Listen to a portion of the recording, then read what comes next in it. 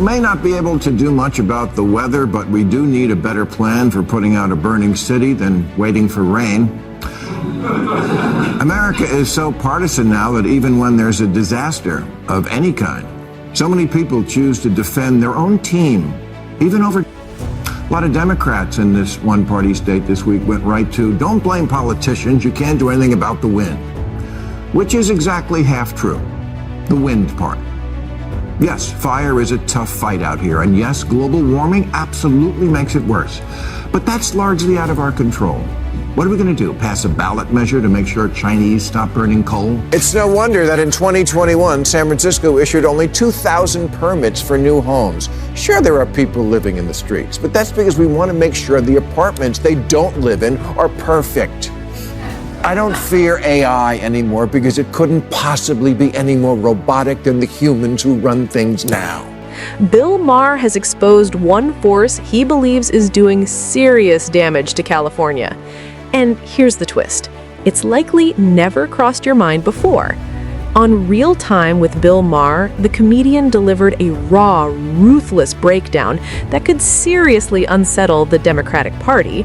So hit subscribe, buckle up, and let's begin right now. There is a deep state, which is the bureaucratic class that justifies its existence by making up new rules, and that's my job.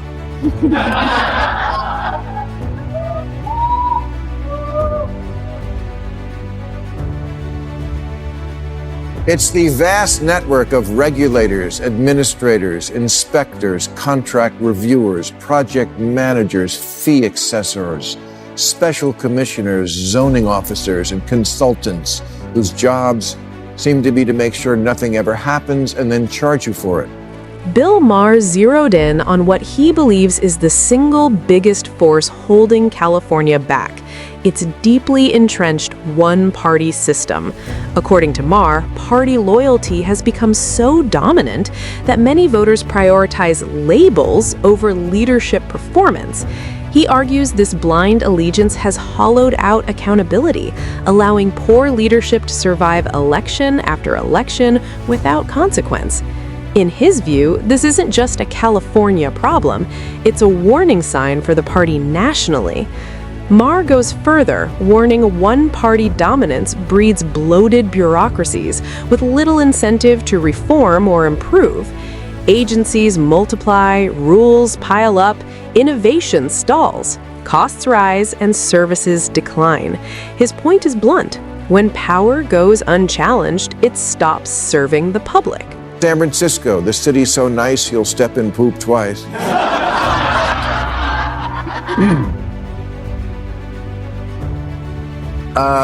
There's an area where homeless people were urinating and defecating, and it was starting to annoy the people breaking into cars. So the city tried to build a public toilet last year, but then gave up when the cost hit $1.7 million. Not $1.7 million for a public toilet system, $1.7 million for one toilet. And this wasn't some magic toilet that catches your phone when you drop. Yes, you heard that right. Maher isn't exaggerating or being dramatic. San Francisco projected installing a single public toilet could cost taxpayers more than $1 million. Let that sink in. This city battles homelessness, open drug use, trash, and human waste, yet basic sanitation has somehow become a luxury item. Maher uses this example to highlight runaway bureaucracy, where permits, consultants, and reviews inflate costs.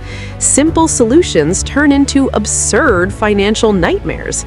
Nothing gets done, residents suffer, and conditions keep deteriorating.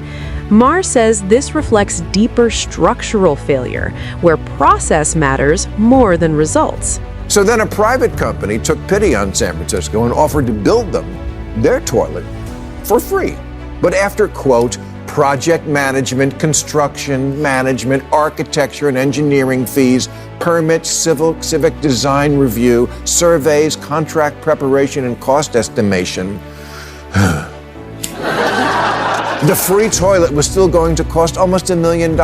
You know, if you tack on fees like that, you're not a city, you're an airline. Now you understand why so many of California's problems never get solved. It isn't just government failure, it's systemic gridlock. Even private citizens and businesses trying to help are smothered by permits, reviews, and compliance checks. By the time approval arrives, costs explode and motivation disappears. Maher argues this paralysis is built into the system. One-party dominance removes incentives to streamline, reform, or challenge bureaucracy. Bureaucracy becomes self-protecting rather than problem-solving. Without voter pressure or consequences, the system never corrects itself. Feels like San Francisco is actually proud of being impossible. Asked about the toilet, a spokesman for the Department of Public Works said, "We are a city of public input." Okay, but I'm stepping in public output.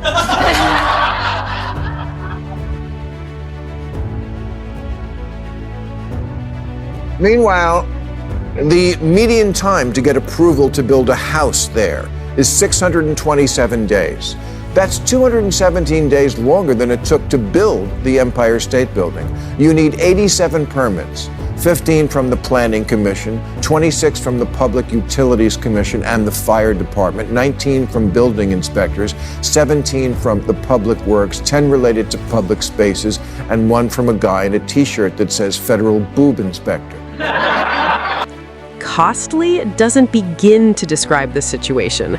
Reports claim building one public toilet requires 87 permits. 87! At that point, the system looks unable to correct itself. Maher says this reflects leadership obsessed with optics instead of hands-on governance.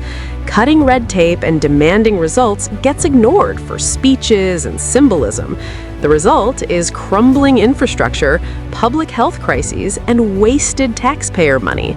This is what happens when style beats substance. No wonder that in 2021, San Francisco issued only 2,000 permits for new homes. Sure, there are people living in the streets, but that's because we want to make sure the apartments they don't live in are perfect. I don't fear AI anymore because it couldn't possibly be any more robotic than the humans who run things now. California is drowning in housing problems, and that crisis is a major reason homelessness keeps spiraling out of control. San Francisco is the clearest example. With over 870,000 residents and a housing deficit near 82,000 homes, the city approves just 2,000 housing permits per year. That math simply doesn't work. At this pace, the shortage isn't being solved, it's being locked in for generations. Maher's larger question is unavoidable. How can California fix its housing crisis under these conditions? Sky-high costs, endless regulations, zoning restrictions, and neighborhood veto power choke construction before it begins. Builders walk away, rents rise, and vulnerable residents are pushed onto the streets. Until California confronts the structural barriers strangling supply, homelessness won't be solved, only poorly managed. But you also have faith in California Governor Gavin Newsom, did you not? I love him as a candidate, yes. I mean, you're right. He's not exactly what I'm describing now.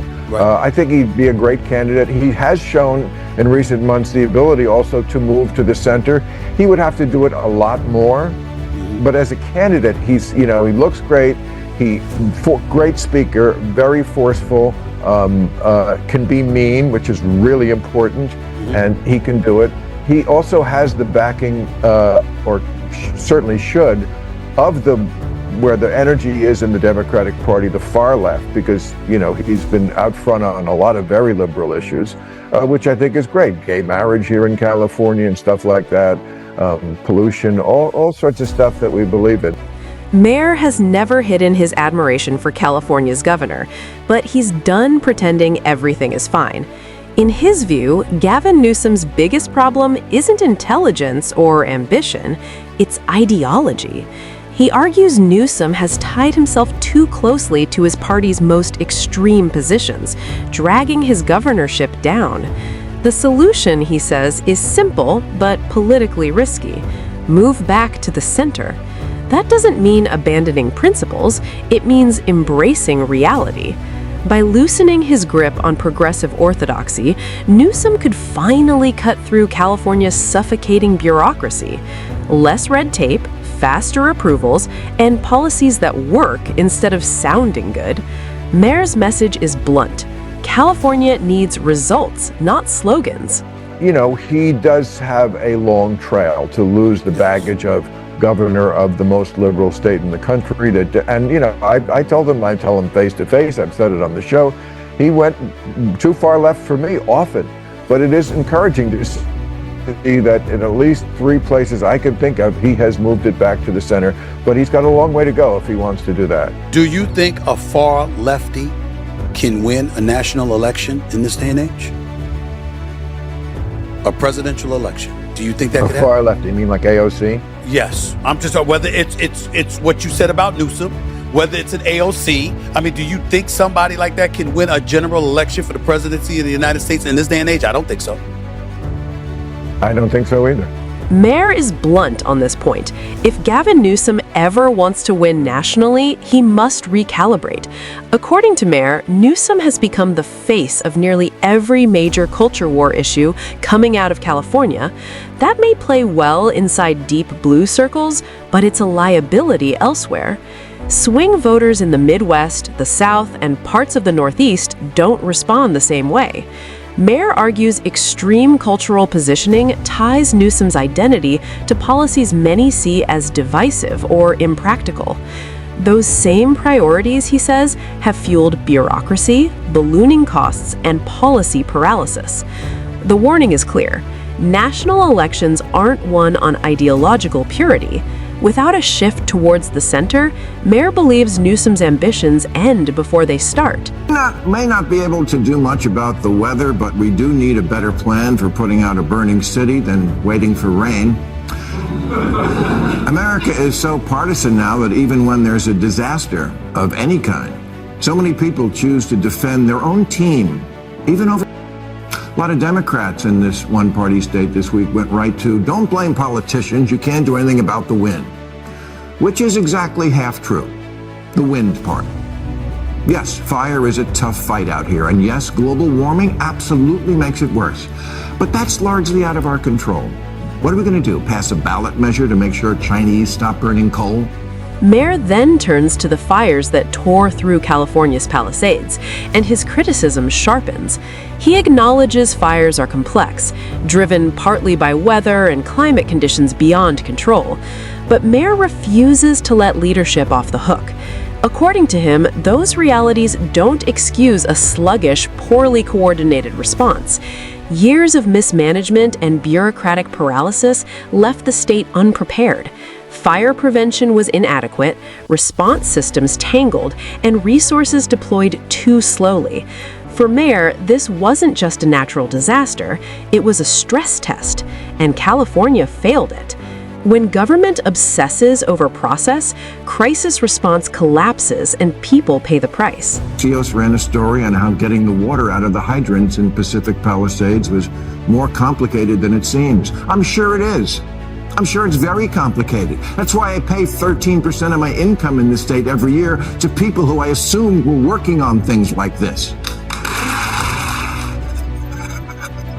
When you stitch all of this together, Maher's argument becomes impossible to ignore.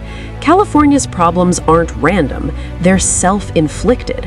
A one-party system has bred complacency, bloated bureaucracy, and leadership focused on optics over outcomes. From million-dollar toilets and 87 permits to a housing crisis no one fixes, the pattern repeats. Endless process, zero urgency, and no accountability. Maher isn't attacking California because he hates it, he's criticizing it because it's being wasted. A state with unmatched wealth, talent, and influence is strangled by its own rules. His warning to Newsom and Democrats is blunt. This model doesn't scale nationally. Voters won't tolerate performative governance while real problems fester. reform, compete, and govern like results matter, or accept continued failure. That brings us to the end of today's video. If you enjoyed it, like, subscribe, and I'll see you next time.